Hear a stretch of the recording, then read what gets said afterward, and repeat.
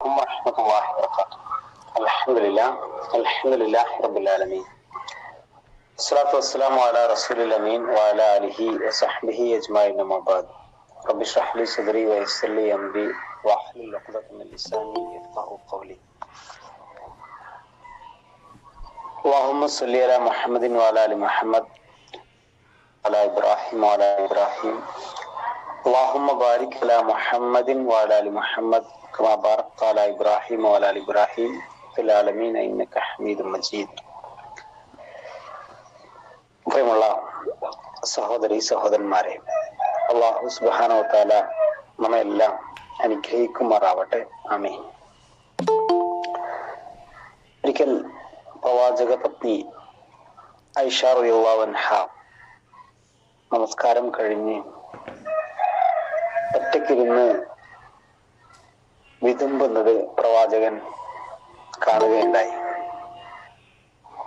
ആയിഷയുടെ കണ്ണുകൾ നിറഞ്ഞിരിക്കുന്നുണ്ട്. റസൂലുള്ളാഹി സ്വല്ലല്ലാഹു അലൈഹി വസല്ലം പള്ളിയിൽ നിന്ന് ആളുകൾ പോയ ശേഷം ആയിഷയുടെ അരികിലേക്ക് പോകുന്നു. ആയിഷയോട് ചോദിക്കുന്നു, എന്തിനാണ് ആയിഷ ഇങ്ങനെ കരയുന്നത്?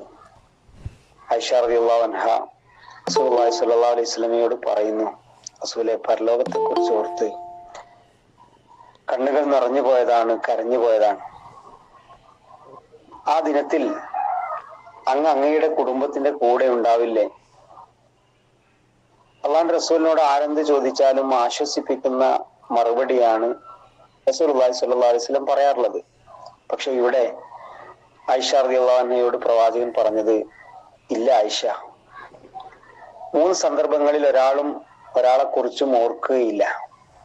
എന്ന് വെച്ചാൽ പരലോകത്ത് ആ സന്ദർഭത്തിൽ ഞാൻ എൻ്റെ കുടുംബത്തിന്റെ കൂടെ ഉണ്ടാവില്ല. 3 സന്ദർഭം. ഒന്ന്, ഒരാളുടെ കർമ്മപുസ്തകങ്ങൾ അയാളുടെ കൈവശം നൽകപ്പെടുന്ന സന്ദർഭമാണ്.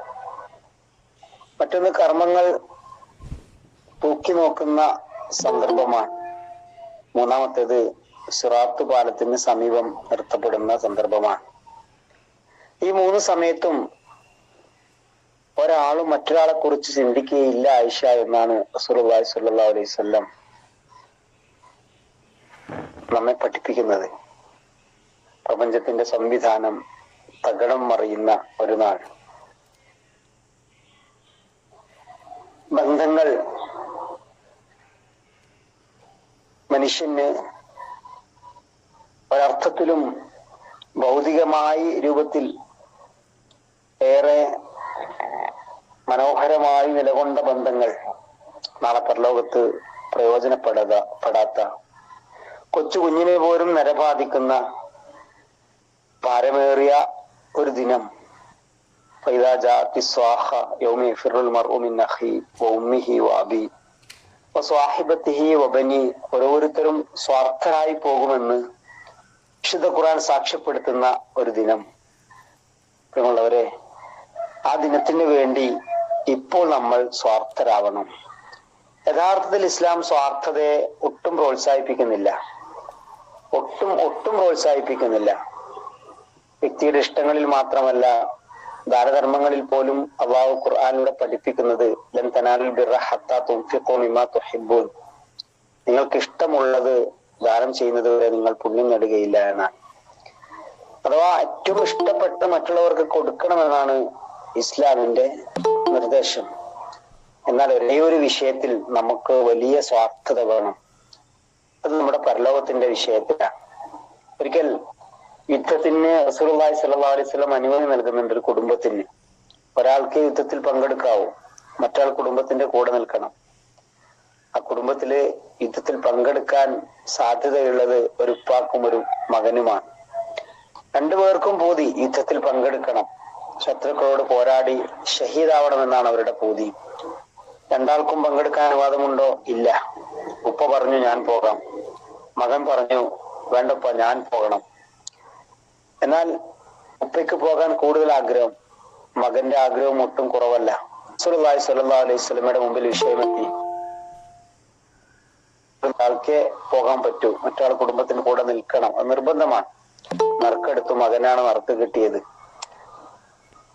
ആ ഉപ്പ മകനോട് പറയുന്നുണ്ട്, മോനെ ഉപ്പ പൊക്കോട്ടെ.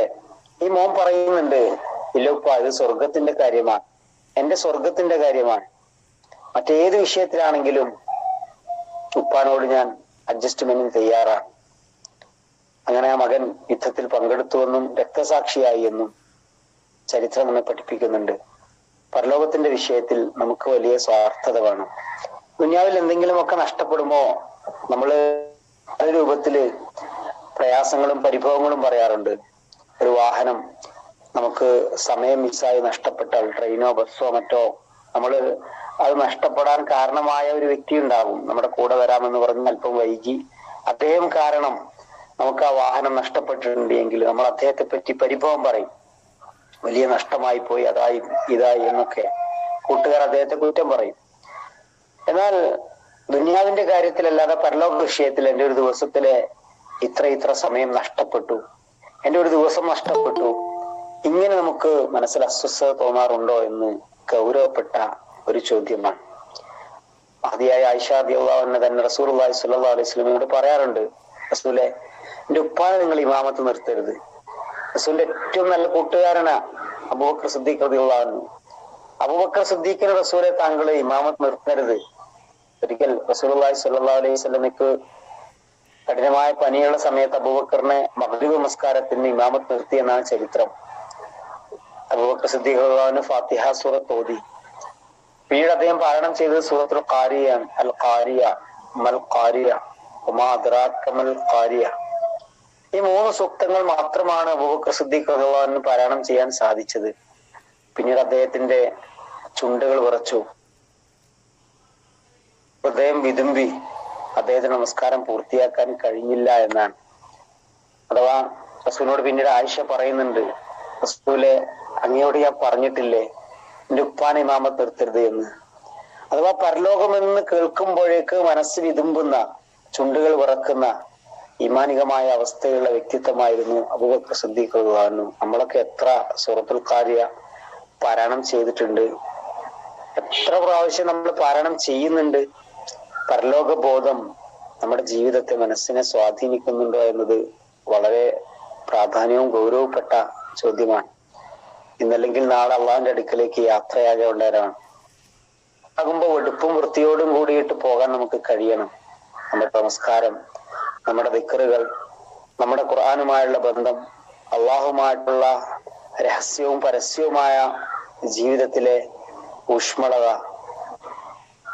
തുടങ്ങി നമ്മുടെ സാമ്പത്തിക കാര്യങ്ങൾ എല്ലാം അടുക്കും ചിട്ടയും ഉള്ളതാവണം.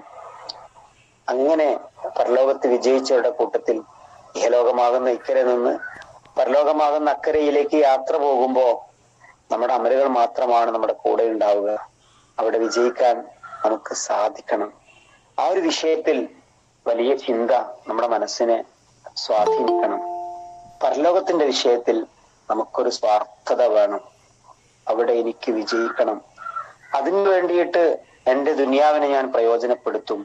അദ്ദുനിയ മസ്റഅത്തുൽ ആഖിറ.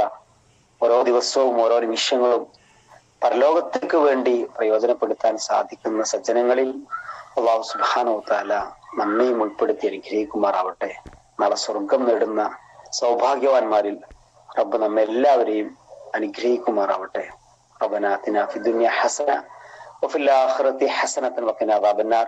ആമീൻ ആമീൻ ബിറഹ്മതിക യാ അർഹമർ റഹീമീൻ.